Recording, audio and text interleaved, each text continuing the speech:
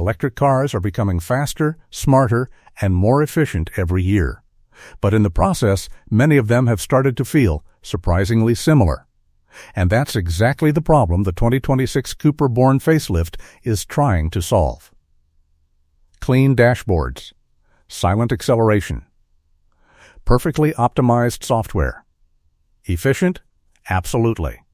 Impressive? Often, but emotional? Not always. While most EVs chase range numbers and charging speeds, Cupra seems to be asking a different question. What if an electric car could still feel like a driver's car? To understand the Born Facelift, you have to look at what's happening across the EV market.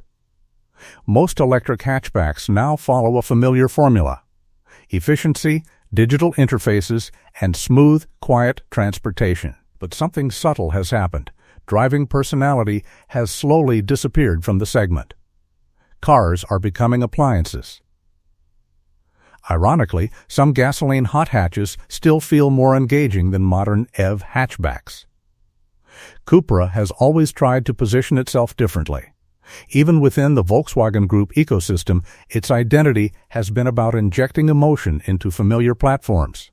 The Born was already an attempt at that, sharing its architecture with the Volkswagen ID.3, but aiming to feel sharper and more expressive. The 2026 facelift pushes that idea further, not by reinventing the car, but by refining what made it different. The front design becomes slightly more aggressive, with sharper lighting and Cupra's signature copper accents appearing more confidently across the car. It isn't trying to look futuristic like many EVs. Instead, the Born leans into something more emotional, almost like a hot hatch for the electric era. Inside, the facelift improves materials and software, two areas that matter far more to owners than marketing brochures suggest.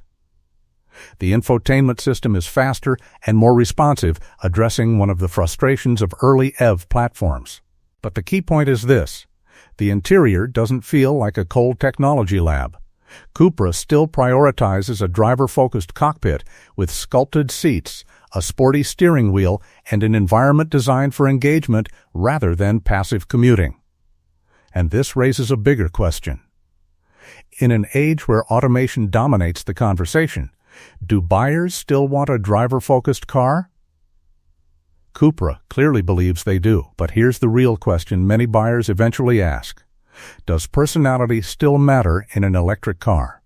Because this is where the Born's biggest strength may also become its biggest challenge. The EV market often prioritizes three things above all else: range, charging speed, and technology ecosystems. If a car falls short there, driving character alone may not be enough.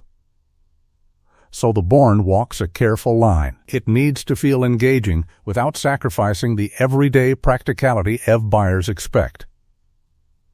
Interestingly, Cupra hasn't tried to turn it into an extreme performance EV.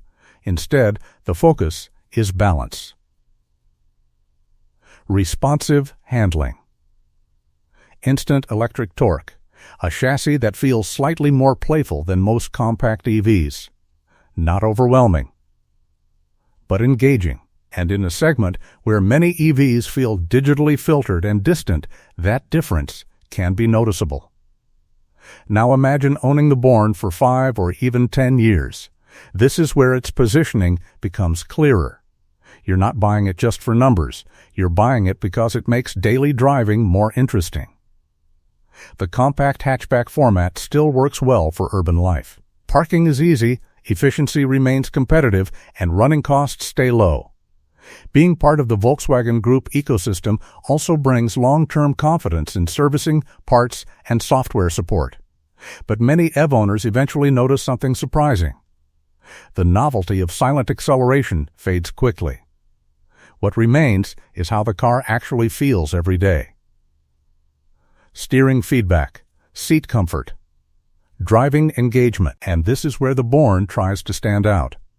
Of course, it won't be for everyone. Buyers focused purely on maximum range or cutting-edge tech may find stronger options elsewhere, but drivers who still enjoy the act of driving might find the Born refreshing. So the real question isn't whether the 2026 Cupra Born Facelift is the most advanced electric hatchback. It probably isn't. The real question is this.